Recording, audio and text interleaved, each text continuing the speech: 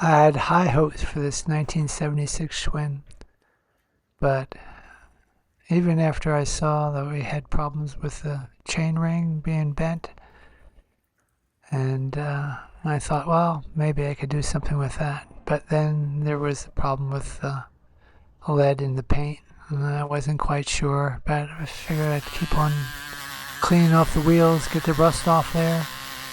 And that's when I discovered the crack in the rear wheel rim, and it started on one side and it's going to the other. So there's more wrong with the bike than I can fix, so my hopes for restoration are dashed. So this is the end of the bike for me.